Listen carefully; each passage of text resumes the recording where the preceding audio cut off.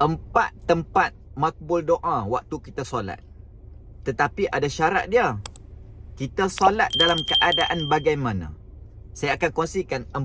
Yang pertama, bila kita takbir, kita berdiri, betul tak? Waktu kita berdiri itu adalah waktu kita makbul doa.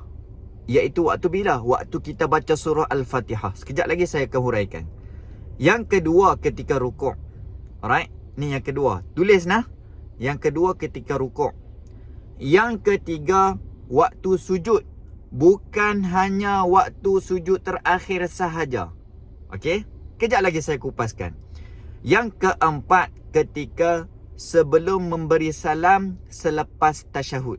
Iaitu selepas asyhadu an la ilaha illallah wa asyhadu anna Muhammadar Rasulullah. Okey? Baik. Yang pertama, ketika baca surah Al-Fatihah, kita tengok pada ayat yang kelima, iaitu iyyaka na'budu wa iyyaka nasta'in. Dekat sini Allah kata apa? Kami beribadah ni, kita nak bagi tahu dekat Allah ni, kami beribadah sebelum kami solat ni, kami beribadah ni, kami niat semua perkara yang kami buat ni adalah beribadah. Okey, kita relate dengan satu ayat Al-Quran, iaitu wasta'inu bis-sabri was-salah. Mintalah pertolongan, Allah kata kat kita, mintalah pertolongan dengan sabar dan solat. Kenapa Allah suruh kita sabar? Baik, dekat sini. Yang ni memang best, tuan-puan sahabat sekalian. Apabila sebelum waktu solat, kita hadapi masalah ketika waktu sebelum kita solat, betul? Alright? Waktu tu Allah turunkan ayat wasta'inu bis-sabri was-salah. Sabar. Kemudian sekejap lagi solat. Kenapa? Solat dulu. Dan di dalam solat, mintalah betul-betul. Ketika mana? Ketika kita baca suratul Fatihah. Baik. Allah menjawab di setiap ayat yang mana Allah Ta'ala berikan kepada kita. Orang kata apa? Soalan bocor lah maksudnya. Kita ada masalah, Allah bagi tahu, minta dekat dalam solat. Waktu iyyaka na'budu wa iyyaka nasta'in. Alright? Ya Allah, kami beribadah kepadamu ni ya Allah sebelum kami solat. Maka waktu solat ni, Allah Ta'ala bagi tahu dekat kita, waktu solat ni minta betul-betul. Apa yang dihajatkan, apa Allah tanya kita, apa masalah? Apa masalah yang sebelum kamu solat ni? Okay, kita mengadu kepada Allah Ta'ala. Alright? Maka Allah mudahkan kita dengan dalam keadaan yang mana kita minta waktu kita solat tersebut. Sebab tu ada laungan azan, iaitu hayya 'alas salah. Marilah kita solat. Marilah sembahyang kan. Hayya 'alal falah. Maka siapa yang solat akan ada kebahagiaan, akan ada kejayaan, akan ada selesai problem dia sebelum dia solat tadi tu. Okey? Itu tempat yang pertama. Yang kedua, iaitu rukuk.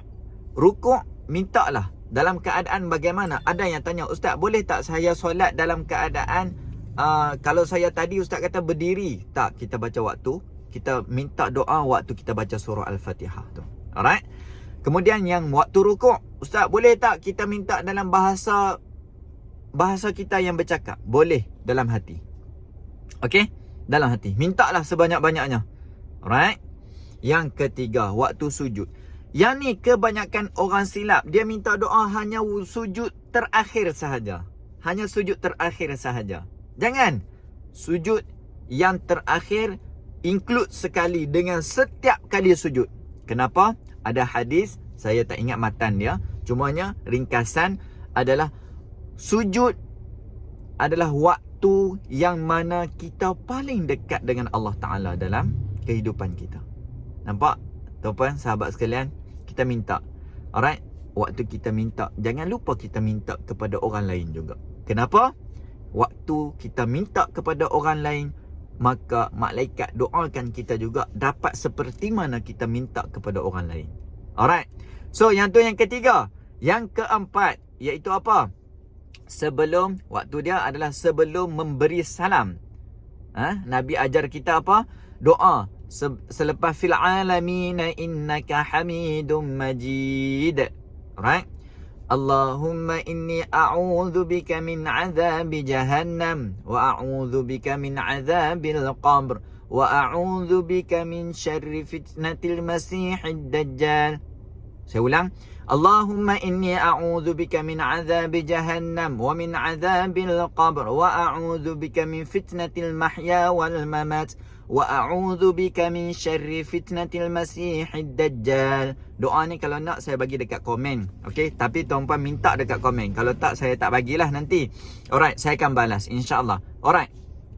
Itu 4 tempat yang mana paling dimakbulkan doa. Satu bonus. Selepas memberi salam, kita terus istighfar. Kenapa? Itu yang Nabi buat. Alright?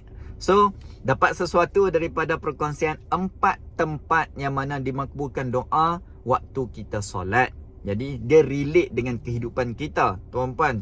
Daripada subuh hingga ke zuhur, kita ada je masalah ataupun ujian yang kita hadapi. Tetapi tolong niatkan itu ibadah kepada Allah Ta'ala. Kenapa? Dia relate dengan ayat yang kelima surah Al-Fatihah. Iyyaka na'budu wa iyyaka nasta'in.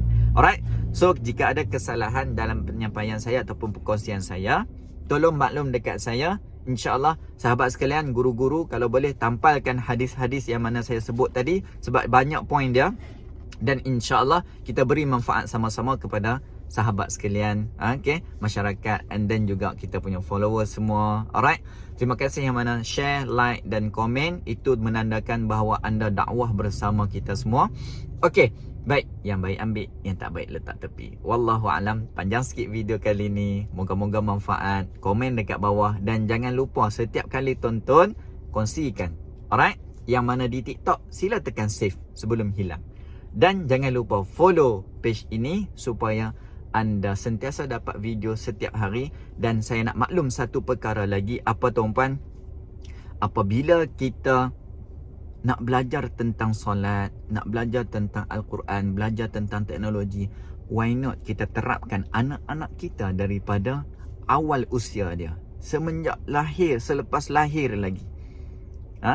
Iaitu dekat mana? Dekat Kids Flix. Okay, Kids Flix ni taska tadika yang mana ajar tentang Islam, ajar tentang Al-Quran, ajar tentang teknologi. Saya bagi tahu benda 3 ni saja untuk tuan-puan tahu bahawa yang ni patut kita terapkan kepada anak-anak kita, dan kita labur kewangan untuk mereka belajar dengan selesa. Dan tempat pun alhamdulillah, fasiliti insya-Allah selesa. Okey, tengok dekat kidsflix.com ni, tuan-puan boleh tu, kalau nampak logo yang ni kan, insya-Allah moga-moga tuan-puan dapat manfaat daripada perkongsian kali ni. Wallahu taala a'lam. Assalamualaikum warahmatullahi wabarakatuh. Jangan lupa kongsikan ya.